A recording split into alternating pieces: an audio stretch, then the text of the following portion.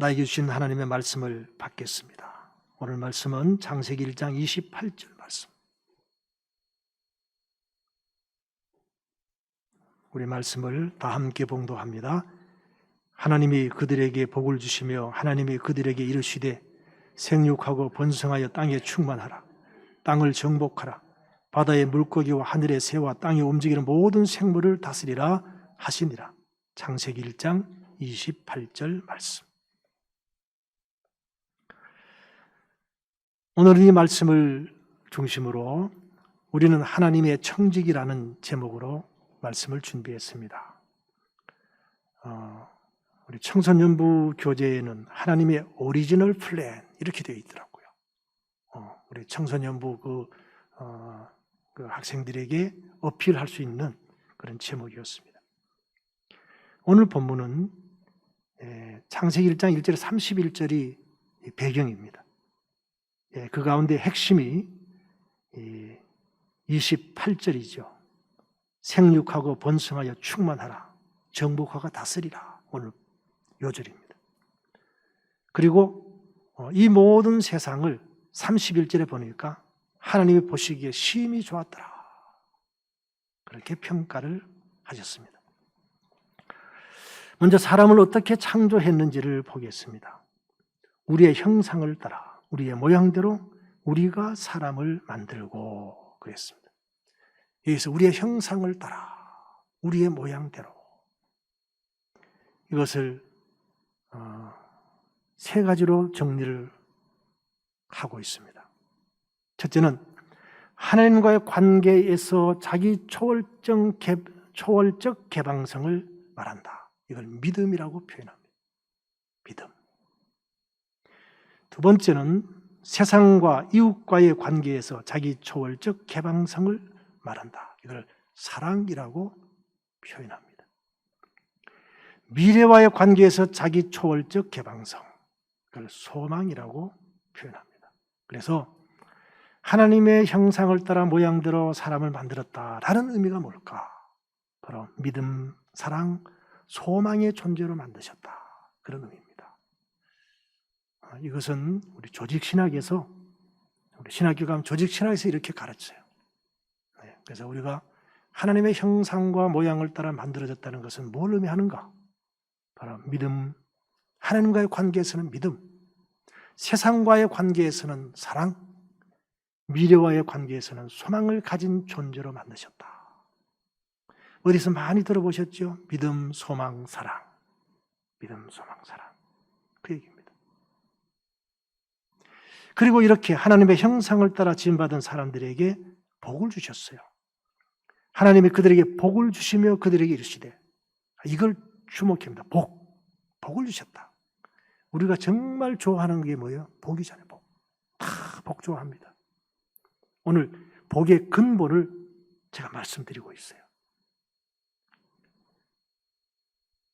복을 주시며 그들에게 이르시되, 첫째, 생육하고 번성하여 충만하라.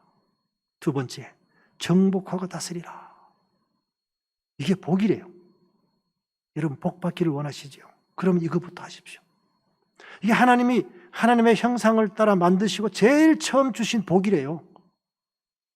이게 복이래요.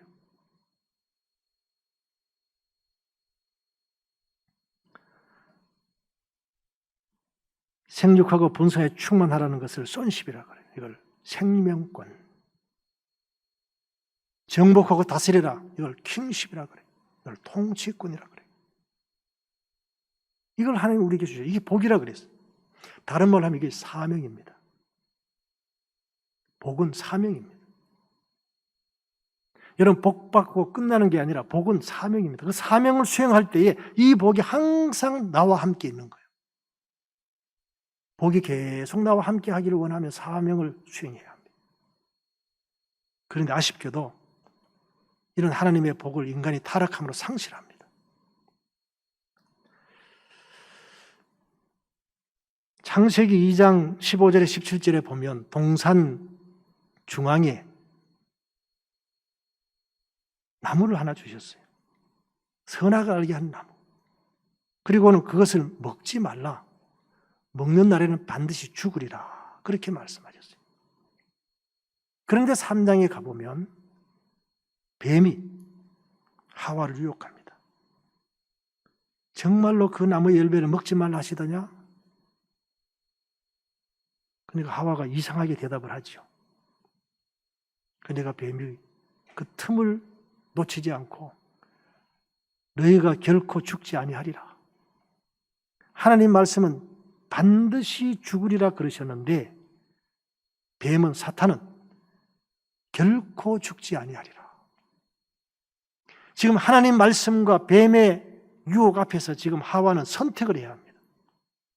아쉽게도 우리의 조상 하와는 누구의 말을 선택했어요? 마귀의 말을 선택한 거예요. 그게 타락이라 그래요. 여자가 그 나무를 본즉 먹음직도 하고 보암직도 하고 지혜롭게 할 만큼 탐스럽기도 한 나무인지라. 마귀의 유혹을 듣고 보니까요, 먹음직, 보암직, 지혜롭게 할 만큼 탐스럽게 보였어요. 그래서 그걸 따먹었습니다. 그래서 낙원에서 쫓겨났습니다. 이걸 신라군이라 그러죠. 낙원을 잃어버렸다. 여기서 선악과의 의미를 또 이렇게 설명을 합니다. 오늘 조직신학을 좀 제가 몇 가지를 얘기를 합니다. 선악과는 하나님의 함정이 아니라 사랑의 증표입니다. 인간의 한계를 가르쳐 주신 것입니다. 예를 들면 물고기에게 물 밖으로 나가면 죽는다고 가르치는 것은 한계를 알려주는 사랑입니다. 피조물인 인간은 하나님이 정하신 한계 아래서 순종하며 살아야 했습니다. 선악과는 순종과 불순종, 죽고 사는 갈림길이었습니다. 그리고 우리 보고 그걸 선택하라는 겁니다. 우리에게 자율권을 주신 겁니다. 특히 이제 청소년부 이렇게 가르치면 하나님이 그 따먹을 거 뻔히 알면서 왜 그거 주셨습니까? 이렇게 질문하는 애들이 있어요. 그럴 때 이렇게 대답하면 돼요. 우리를 로봇으로 만든 것이 아니라 자율적인 존재로 만드셨다. 그런 겁니다. 현대판 선악과라는 이야기를 합니다. 바로 우리의 생각과 말입니다. 선악을 알게 하는 나무는 에덴 동산 중앙에 있었습니다. 하나님과 인간과의 관계를 통해서 위상을 규정지는 특수한 나무였습니다. 피조물을 향한 하나님의 주권을 가르치기 위해서 하나님에 의해서 심겨진 동산 중앙에 있는 나무였습니다. 그리고 선악을 알게 하는 나무의 것을 먹지 말라. 먹는 날에는 정령 죽으리라. 반드시 죽으리라. 제가 여기서는 개역 성경을 소개해서 정령 죽으리라. 앞에서는 제가 개역 개정판을 소개해서 반드시 죽으리라. 같은 말이죠. 그러나 정령 죽으리라. 반드시 죽으리라. 그리고 창세기 2장 18절에서 25절에 여자를 만드시고 가정을 세우셨다는 기록이 나옵니다. 여기서 우리는 하나 성경을 조금 세밀하게 한번 보면요, 하와는 창세기 2장 17절의 말씀을 직접 들었을까요? 못 들었을까요? 지금 요거 보세요. 시간차 보세요. 그죠? 직접 못 들었어요, 하와는. 아담 혼자 들은 거예요. 아담 혼자 듣고 2장 18절부터 아담이 독초하는 것이 좋지 못하니 내가 돕는 배필을 지으리라. 그리고 갈빗대를 빼내서 여자를 만드시고 두 사람을 만나게 하시고 그랬잖아요. 그러니까 하와는 반드시 죽으리라, 정령 죽으리라고 한 이 하나님의 명령을 직접 듣지를 못했어요. 나중에 간접적으로 들었어요. 아담에게로. 간접으로. 저거 먹으면 반드시 죽어. 하나님이 그렇게 말씀하셔서 먹으면 안 돼. 알았죠? 그렇게 한 거예요. 요 간접적으로 전달받은 이것이 결국은 마귀의 유혹을 이기기가 어렵게 만든 원인 중에 하나이기도 합니다. 잘 들으십시오. 간접적으로 받았던 직접적으로 받았던 하나님의 말씀, 하나님의 말씀이에요. 그래서 20세기 최고의 신학자라고 하는 칼 바르트는 하나님의 말씀은 기록된 말씀, 선포되어지는 말씀, 보여주시는 말씀 세 종류가 있다. 말씀입니다. 그분의 별명은 말씀의 신학자입니다. 설교가 왜 중요하냐 하면, 그래도 설교는 훈련받은 사역자들이 준비하고 선포하는 거예요. 신학 훈련을 받고 계속 준비해서 선포하는 거예요. 혼자서 말씀 묵상하고 그렇게 하는 것은 잘못될 가능성이 매우 많다는 것을 기억하셔야 합니다. 그래서 기록된 말씀이 중요하지만 설교를 통해서 또 훈련받은 이 목회자들을 통해서 그 말씀을 듣고, 그리고 보여주시는 말씀, 예수님의 삶이죠. 그 말씀을 통해서 우리가 순종하는 겁니다. 사탄의 유혹은 달콤합니다.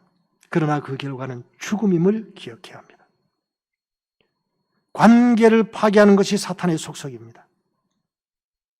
하나님과 인간과의 관계를 파괴하는 것이 사탄의 목적입니다. 생각과 말이 곧 그 사람을 나타냅니다. 생각과 말에 이간을 담으면 사람을 죽이게 됩니다.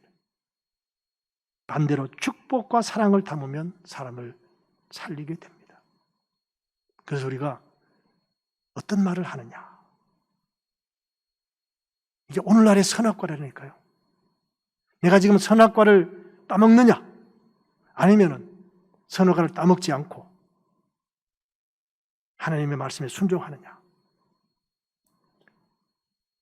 남을 이간질하고 비판하고 정죄하고, 그것은 내가 선악과를 따먹는 거예요. 내가 하나님이 된다는 거예요. 내가 선과 악을 분별하겠다는 거예요. 오늘 그런 실수를 하지 말자는 거예요. 우리는 지금 수시로 선악과를 따먹고 있어요. 이제부터는 그런 잘못을 저지르지 말자는 거예요. 이제는 축복과 사랑을 담아서 사람들을 살아나게 해야 합니다. 우리는 다 허물이 있습니다. 누가 누구를 판단합니까? 다 허물이 있으니 축복과 사랑을 담아서 위로하고 격려하고 살려야 합니다. 오늘날에도 여전히 선악과를 따먹고 있는가? 아니면 선악과를 따먹지 않고 생명나무의 열매를 먹고 사는가?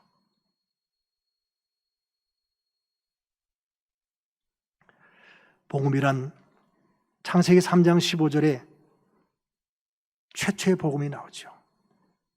여자의 후손은 뱀의 머리를 상하게 할 것이요, 여자의 후손으로 이 땅에 오신 예수 그리스도를 통해서 사탄이 제압된다. 이게 복음이에요. 최초의 복음. 이 복음을 가장 잘 설명하고 있는 책이 마태복음이에요. 마태복음 1장 1절에 아브라함과 다윗의 자손 예수 그리스도의 계보 족보를 소개합니다. 아브라함의 후손 예수님이 우리를 죄에서 구원하시고, 다윗의 후손 그리스도가 우리의 통치권을 회복하시고, 그런 뜻이에요. 마태복음 16장 16절 베드로의 신앙 고백입니다. 주는 그리스도시요 살아계신 하나님의 아들이십니다. 18절에 예수님께서 약속하십니다. 말씀하십니다. 너는 베드로라, 이 반석 위에 교회를 세우겠다. 그 반석이 뭡니까? 베드로의 신앙 고백 위에, 이 복음 위에 교회를 세우겠다. 음부의 권세가 이기지 못하리라, 그렇게 말씀합니다. 그래서 제가 오늘 멋진 그림을 하나 그려보았어요. 아브라함의 자손 예수님으로 오셔서 우리를 죄에서 구원하여 하나님의 자녀로 회복시켜 주신 생명권의 회복과, 다윗의 자손 그리스도로 오셔서 선한 영향을 회복시키셔서 하나님 나라를 건설하는 일꾼으로 통치권을 회복시킨 그리스도가 바로 교회를 세우는 두 기도입니다. 그래서 이 신앙 고백 위에 세워진 교회가 하나님의 나라를 이루게 된다. 이게 교회처럼 보이나요? 제가 멋지게 그렸는데 이게 바로 복음이에요. 이런 복음 위에 세워진 교회, 이 교회가 오늘날의 교회를 새롭게 할 수가 있고 세상을 이롭게 할 수가 있다 하는 것입니다. 이제 오늘 말씀은 구체적인 실천이 필요합니다. 세 가지를 말씀을 드리려고 합니다. 첫째는 자녀 출산. 저는 이 부분의 말씀을 드릴 때마다 부담이 됩니다. 왜냐하면 성도들이 상당히 부담을 느끼면서 이 말씀을 듣고 있다는 걸 알고 있습니다. 어떤 분은 제가 이걸 너무 강조하다 보니까 교회를 떠난 분도 계셨어요. 너무 자꾸 애나라 그래가지고 떠나는 분도 계시더라고요. 그럼에도 불구하고 저는 이 얘기를 안 할 수 없어요. 왜? 이게 하나님의 말씀이니까요. 이거 안 하면 우리 대한민국이 사라지니까요. 2006년의 이야기입니다. 2005년도의 통계로 그대로 가면 2750년이 되면 대한민국 인구는 0명이 된대요. 그래서 코리아 신드롬이라는 얘기를 했어요. 세계 최고의 인구학자가 그 얘기를 했어요. 그리고 지금 15년이 지났잖아요. 지금은 그때보다 상황이 좋았나요? 더 악화됐어요. 더 빨리 무너지고 있어요. 사라지는 대한민국을 구해야 합니다. 이것을 구하는 일은 그리스도인의 신앙적인 결단 외에는 방법이 없어요. 어디에서도 방법이 안 나와요. 저는 기회가 있는 대로 이걸 외칩니다. 6월 19일 아침 7시에는요, 우리 지역 국회의원이 민주당 정책위 의장이 됐어요. 그래서 축하 모임을 해요. 그 축하 모임을 한 이유가 있습니다. 이런 얘기 하려고. 이런 정책 좀 세우십시오. 신혼부부에게 무조건 집을 하나씩 주십시오. 자녀 2명이면 20평, 3명이면 30평, 4명이면 40평, 5명이면 50평 아파트 임대로 주십시오. 대학까지 등록금 무료로 하십시오. 보육시설 확보하십시오.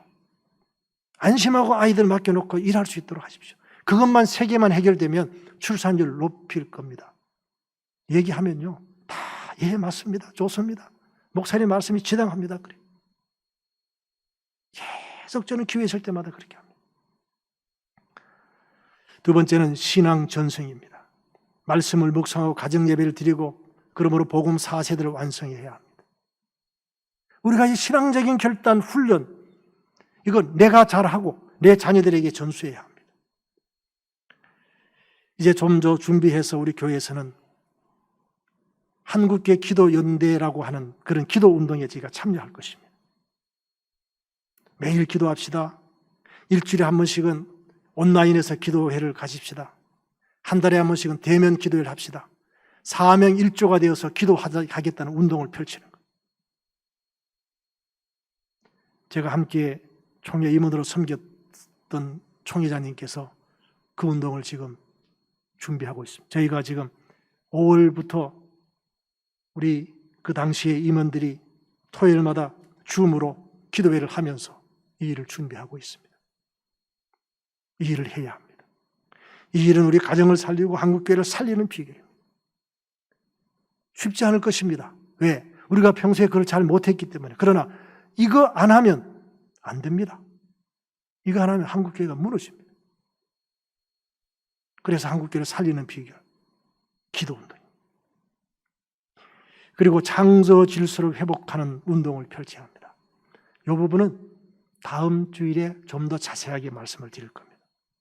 다음 주일에 오늘 말씀과 연결이 되어 있습니다. 하나님이 보시기에 좋았더라. 하나님의 창조 세계를 보존하고 회복시키는 일을 해야 합니다. 하나님을 경외하는 신앙의 회복이 모든 회복의 출발점입니다. 그러므로 회복된 우리 그리스도인들이 교회를 회복하고 세상을 회복시키는 거죠.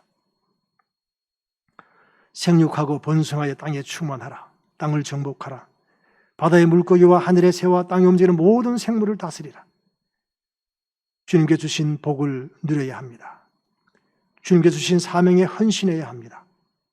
그러므로 하나님 나라 회복의 주역이 되어야 합니다. 기도합시다. 주님께서 주신 복을 누리게 하여 주옵소서.